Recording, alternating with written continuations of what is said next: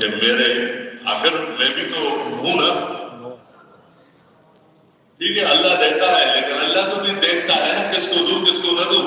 تو میرے اندر تو لیاقت ہے, میرے اندر اس کے گویا میں اس کا حقدار ہوں. اللہ معاف کرے, اللہ پر کس کا حق ہے؟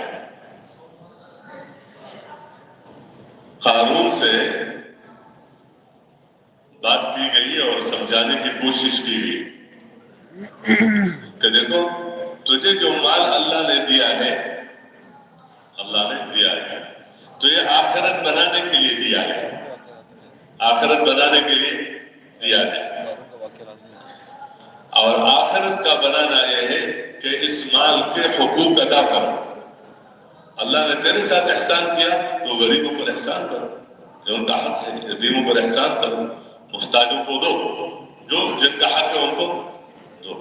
تو اللہ نے پیسہ دیا ہے تو یہ پیسہ تمہاری آخرت کے بنانے کے لیے, جیسے میں نے پہلے عرض کیا کہ جو آخرت چاہتا ہے اور اس کے لیے کوشش کرتا ہے تو ان کی قدردانی کی جائے گی.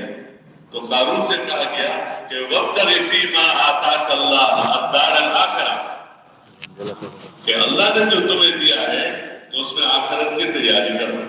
یعنی زکوٰۃ کا حکم ہے تو زکوٰۃ پورا کرو, حج کا ہے تو حج کا حکم پورا کر لو, اس طریقے سے دوسروں کے حقوق ہے تو وہ دے دو, اور اس میں جو بھی اللہ نے بتایا ہے آخرت تو کر لو.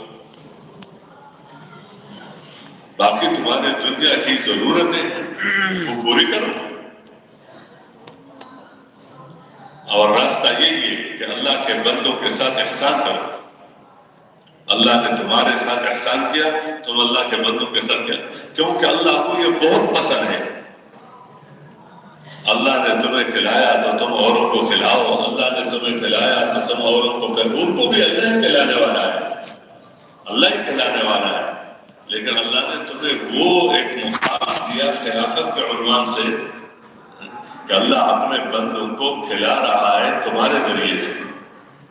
یہ نہیں کہ ان تک اس کا رزق پہنچنا تمہارے پر موقوف ہے, تم نہ ہو بہت سارے لوگ کے ذریعے سے دے دے گا, لیکن تمہاری بات تمہاری آخرت بنے گی.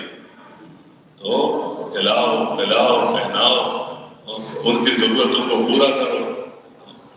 کیوں؟ یہ اخلاق ہے.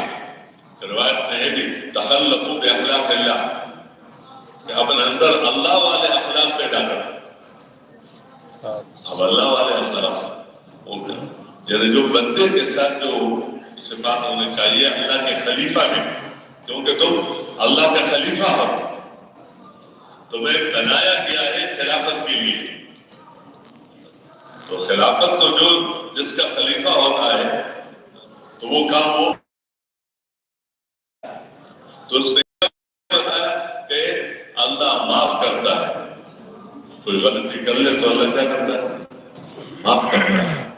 تو تمہارے بھی کسی نے اگر کوئی نقصان پہنچایا اور وہ معافی مانگتے ہیں تو تم معاف کرو. ہاں, اللہ کھاتا نہیں ہے, اس کو تو ضرورت نہیں, کھلاتا ہے. اور تم اللہ کے بندے ہو اور اللہ کا خلیفہ ہو تو تم کھاؤ بھی, لیکن تمہارا اصل کام کھانا نہیں ہے, تمہارا اصل کام کھلانا ہے. کھلانا تمہارا کام ہے, پلانا تمہارا کام ہے, پہنانا تمہارا کام ہے, دوسروں کو مکان دینا تمہارا کام ہے, دوسروں کے عیوب پر پردہ ڈالنا تمہارا کام ہے.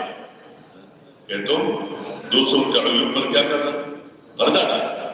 کیوں؟ اللہ کتنا پردہ ڈالتا ہے بندے کو. اللہ پاک حالانکہ اللہ کا علم ہے اس نے بھی یہ غلطیاں کی, یہ گناہ کیا, لیکن اللہ پاک اس کو شرمندہ نہیں کرتا. تو تم معاف کر لو, تم درگزر کر لو, تم کیا کر لو, یعنی اس پردہ ڈالو. اور آگے کی فضیلت کیا بتائیں کہ تم اللہ کے بندے پر پردہ ڈالو گے, اللہ تمہارے پر ڈالے گا. اللہ تمہارے پر, تم اللہ کے بندوں کو